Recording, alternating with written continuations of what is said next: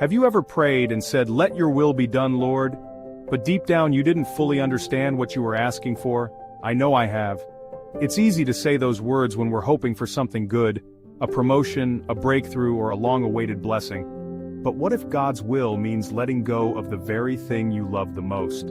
What if it requires you to walk away from a job with no backup plan, end a relationship that feels right to you, or face the heartbreaking loss of someone you never imagined life without? I know it's not easy. I remember when I lost my mother to heart failure. It was one of the darkest times of my life.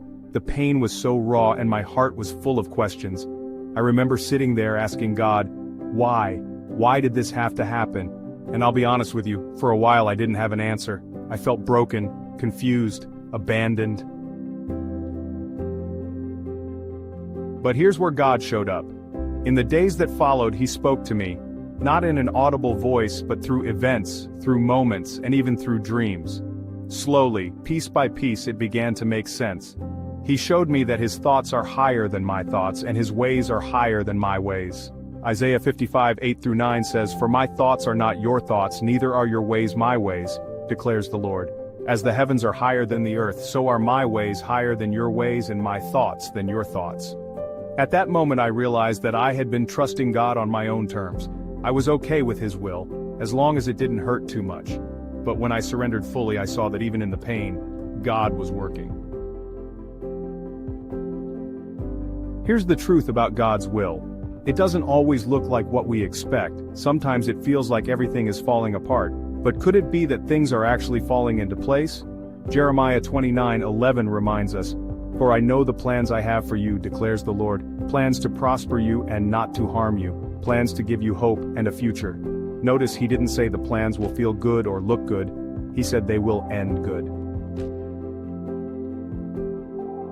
Listen, surrendering to God's will is not passive. It's not just sitting back and letting life happen. It's trusting, actively trusting, even when it hurts. It's believing that when you say, "Let your will be done," you're giving God permission to refine you, prune you, and sometimes break you, but not to destroy you.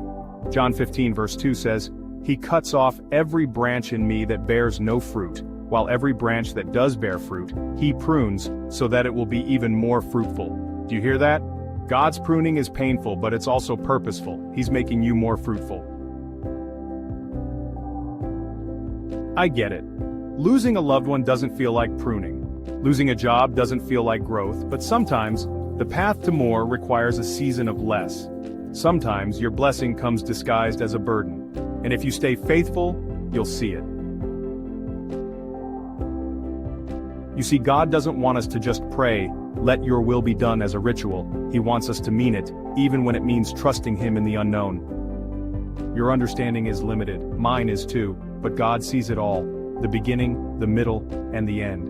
And when you give Him control, you're not just surrendering your pain, you're surrendering your fear, your pride, and your need to control every outcome.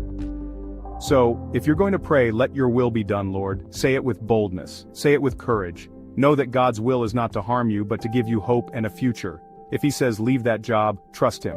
If He says let go of that relationship, believe that something better is coming. And if He says it's time to let go of someone you love, remember that He is close to the brokenhearted. Psalm 34:18. He sees your tears, and He will comfort you. You're not alone. Today, I challenge you to surrender, truly surrender, not just with your words but with your heart. Take a deep breath and say, "Lord, I don't understand it, but I trust you. Let your will be done." And watch what God will do. He will move in ways you never imagined. He will bless you in ways you never saw coming. And one day, you'll look back on this moment and say, "Now I understand. Now I see why His will is always best." If this message touched your heart, drop a comment below. Don't forget to hit that subscribe button so you never miss another message like this.